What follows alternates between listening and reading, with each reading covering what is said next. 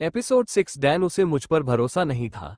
उसके बारे में 1 इंच भी नहीं, जिससे मुझे उसके इतिहास पर और भी अधिक सवाल उठाने पड़े। मैं सब कुछ जानना चाहता था। मैं उसे अंदर और बाहर से जानना चाहता था। मैं जानना चाहता था कि वह कौन था जिसने इतने सालों पहले उसकी जिंदगी को उलट पुलट कर दिया था, और उन्होंने इसका दोष एक बच्चे पर क्यों मढ़ दिया। जब वह रेवेन के पास थी, मैंने अपने बीटा एरिक को फोन किया। वो मूनशाइन पैक पर नजर रख रहा था और मैं जानना चाहता था कि क्या उसे कोई ऐसी चीज मिली है जो जगह से हटकर हो। अब तक जवाब कुछ भी नहीं था, जिससे मुझे केवल यह आश्चर्य हुआ कि वे दुनिया से कितना कुछ छिपा रहे थे। उनके रहस्य कितने गहरे थे, क्योंकि जब तक ट्रे ने मुझसे संपर्क नहीं किया, मैंने मूनशाइन पैक के बारे में कभी नहीं सुना था। एक ऐसा पैक जो हमसे 50 मील से भी कम दूरी पर रहता था। मुझे आश्चर्य हुआ कि क्या नेहा को ये पता था। मैंने उससे कहा कि वह वापस लौट जाए। आज रात को पैक रन है और उसे इसके लिए यहाँ आना होगा। मैं ये देखे बिना नहीं रह सका कि नेहा ने मेरी मुलाकात के बाद से कभी मुस्कुराना बंद कर दिया था। एक बार भी उसकी अजीब सी खुशबू में कोई बदलाव नहीं आया, जिससे पता चले कि वह थोड़ी भी खुश थी। ये कुछ ऐसा है जिसे मुझे बदलने की जरूरत होगी, खासकर अगर वो मेरी जीवन संगिनी बनने वाली है। मैं जब अपना हाथ उसके पेट पर फेरता हूं तो वह अपनी सांस रोक लेती है और अपनी नजरें मुझसे हटाकर किसी और चीज की ओर देखने लगती है। क्या तुम मुझसे डरती हो? मैंने सीधे पूछा, जब उसने अपनी स्वेटशर्ट नीचे गिरा दी। बेशक वह है, बस उसे देखो। एरो मेरे मन में घूमते हुए बुदबुदाता है। मैं देखता हूं कि वो कुछ कहने के बारे में सोचते हुए अपने गाल के अंदरूनी हिस्से को कैसे काटती है। हर कोई है, वो सांस फूलते हुए बुदबुदाती है। मैं उसकी ओर भौहें चढ़ाता हूं। तुम्हारे पास सबसे बड़ा पैक है। तुम युद्ध में गए हो और दूसरे पैक्स को अपने में समाहित कर लिया है। तुमने कई अल्फा को मार डाला है। लोग तुम्हारी मदद मांगते हैं, तुम उनकी मदद नहीं मांगते। अगर मैं तुमसे न डरूं तो ये बेवकूफी होगी। मैं मुस्कुराता हूं और अपने साथ साथ एरो की खुशी भी महसूस करता हूं। हमने अल्फा बनने के लिए कड़ी मेहनत की थी। नेहा अपने भाई की बातों से ज्यादा समझदार थी। मेरा मतलब यह नहीं था। मैं दुनिया में अपनी स्थिति जानता हूं। मैं तुम्हारे बारे में बात कर रहा हूं। नेहा, क्या तुम मुझसे डरती हो? जल्दी ही उसकी आंखें जमीन पर गिर जाती हैं। काश कि वो ऐसा न करती। मैं सारा दिन उन्हें घूरता रह सकता था। जब उसकी चुप्पी जारी रहती है तो मैं कहता हूं, मैं उनमें से नहीं हूं। मैं कभी भी उनके जितना नीचे नहीं गिरूंगा। मैं अपने फायदे के लिए कभी किसी महिला को नहीं पीऊंगा। क्या आपके जैसे और भी लोग थे? आमतौर पर जहां एक होता था, वहां अनेक होते थे, जो नजरों से दूर छिपे होते थे। वो अपना सिर हिलाती है। केवल में ये जानकर यह और भी बुरा हो गया कि वे केवल उसे ही चोट पहुंचाते हैं। जब वो अल्फा रक्त ले जाती थी, तो बाकी सभी को उससे ऊपर माना जाता था। तुम एक ऐसे व्यक्ति हो जिसे मुझसे कभी डरने की जरूरत नहीं है। मैं चाहता हूं कि तुम ये जान लो। वो स्वेटशर्ट की आस्तीन को अपने हाथों पर खींचती है, खुद को मुझसे और अधिक छुपाती है। रात होने तक उसने अभी भी पहले बात नहीं की थी। हर बातचीत मेरी ओर से होती थी और हमेशा उसके सिर्फ सिर हिलाने या सिर हिलाने से खत्म होती थी। उसे समझ पाना लगभग असंभव था, लेकिन मुझे चुनौती पसंद थी। तुम्हें सोने की जरूरत है, मैंने बुदबुदाते हुए उसे सीढ़ियों की ओर ले गया। उसके पास कोई वुल्फ नहीं था और वह हमारे साथ पैक रन के लिए शामिल नहीं हो पाएगी। उसकी नीली आंखें दीवार पर लटकी बड़ी घड़ी की ओर जाती हैं, फिर भी वह अपना मुंह बंद रखती है, अपने विचारों को अपने तक ही रखती है। वह मेरे पीछे पीछे घर से होते हुए मेरे बेडरूम में चली जाती है। मुझे फिर से उसके पेट पर क्रीम लगाने देती है।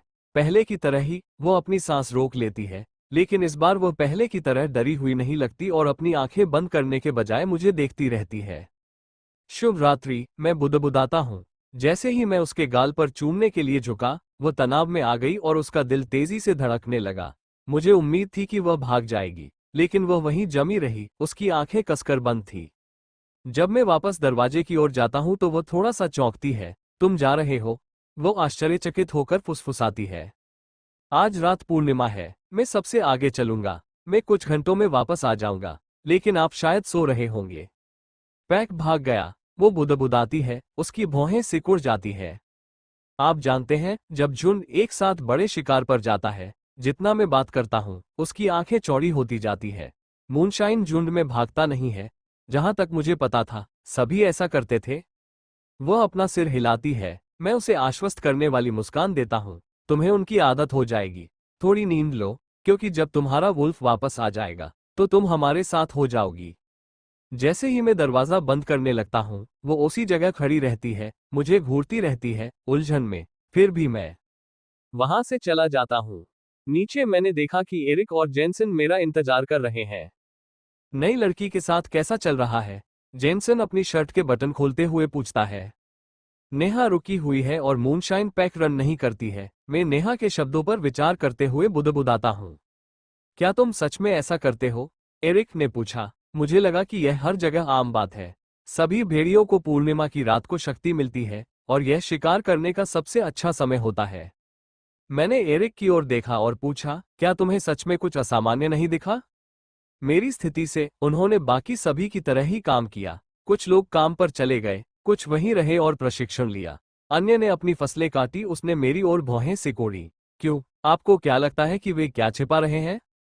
सबसे पहले नेहा के माता पिता को किसने मारा? ट्रे, एरिक ने सुझाव दिया। मुझे नहीं लगता कि ट्रे इतना समझदार है कि ऐसा कर सके। इस बेवकूफ ने कॉन्ट्रैक्ट पढ़ने की भी जहमत नहीं उठाई। जेनसन बुदबुदाता है। मुझे लगता है कि हमें कल उनसे मिलना चाहिए, जेनसन ने सुझाव दिया। उन्हें आश्चर्यचकित करना है, मैं बुदबुदाता हूं। कभी कभी ये बेहतर होता है जब उन्हें पता ही न चले कि हम आ रहे हैं। सच है, ट्रे मेरे आने से नाराज था। जब शिकार समाप्त हो जाता है तो मैं एरिक और जेनसन से यह निश्चित कर लेता हूं कि हम किस समय बाहर निकलेंगे। उसके बाद मैं स्नान के लिए ऊपर चला जाता हूं। चुपचाप बेडरूम के दरवाजे से अंदर घुसते हुए मुझे नेहा को बिस्तर पर गहरी नींद में सोते हुए देखकर खुशी हुई। मुझे उम्मीद थी कि मैं उसे नहीं देख पाऊंगा। मुझे लगा कि शायद वह भागने के लिए इस अवसर का लाभ उठा सकती है। इसके बजाय वह एक छोटी सी गेंद की तरह मुड़ी हुई है, एक तकिया को गले लगा रही है। अभी भी उस स्वेटशर्ट में है जो मैंने उसे पहले दी थी। जब मैं नहाता हूं तो वह नहीं उठती, जब मैं लाइट जलाता हूं तो भी वह हिलती नहीं। लगभग ऐसा लगता है कि वह दिन के किसी भी समय एक सीमित जगह में सोने की आदी हो गई है। अपने शरीर को सुखाते हुए मैं उसके साथ बिस्तर पर चढ़ जाता हूं। उसके छोटे, कमजोर शरीर को अपनी ओर खींचता हूं। वो कुछ अजीब सी आवाजें निकालती है और जागने लगती है, लेकिन जल्दी ही फिर से सो जाती है। उससे पहले जागने पर मैं उसे सोते हुए देखने से खुद को रोक नहीं पाया। रात के किसी समय वह मेरी ओर मुंह करके पलटी थी। सुबह की रोशनी में आप उसकी नाक पर झाइयों के हल्के से छींटे देख सकते थे। वह अचानक सीधी बैठ जाती है और अपनी आंखें मलती है। मैं कहाँ हूं? नहीं, तुम मेरे पैक में हो, याद रखना। उसकी नीली आंखें मेरी ओर टिक जाती हैं, फिर वे नीचे की ओर जाती हैं, मेरी नंगी छाती पर और फिर उस चादर पर जो मुश्किल से मुझे ढक रही थी। क्या तुम नंगी हो? उसके गालों पर गुलाबीपन था जिससे वह इतनी कमजोर नहीं लग रही थी। मुझे ये तरीका पसंद है, खास तौर पर अपने बिस्तर पर, मैंने उस पर मुस्कुराते हुए कहा। वह अपने आप को थपथपाती है, ये जांचती है कि उसने अभी भी कपड़े पहने हुए हैं और राहत की सांस लेती है क्योंकि उसे एहसास होता है कि वो अभी भी पूरे कपड़े पहने हुए है। हम उसे नंगा कर सकते हैं, एरो बुदबुदाता है। हम उसे दिखा सकते हैं कि हम वास्तव में क्या चाहते हैं। हमें धीरे धीरे आगे बढ़ना होगा। मैंने भी बुदबुदाया, वो बाकी लोगों की तरह नहीं है। एरो मेरी टिप्पणी पर नाराज हो जाता है और मेरे दिमाग के पीछे चला जाता है। शुक्र है, जैसे जैसे मैं बड़ा होता गया, मैं उसे नियंत्रण में रखने में बेहतर होता गया। नेहा कमरे को पार करके खुद को शौचालय वाले छोटे से कमरे में बंद कर लेती है। मैं उसे खुद को एक साथ रखने के बारे में बड़बड़ाते हुए सुन सकता था। जब आपका काम हो जाए, मैंने आवाज लगाई, तो हमें क्रीम लगानी होगी। 10 मिनट बीतने के बाद वह आती है। जब मैं काली टी शर्ट पहनता हूं तो वह मुझे घूरती है। एरिक, जेनसन और मुझे एक काम निपटाना है। तुम यहीं रहोगी। मैंने क्रीम का बर्तन पकड़ा और उसे अपना टॉप ऊपर उठाने का इशारा किया।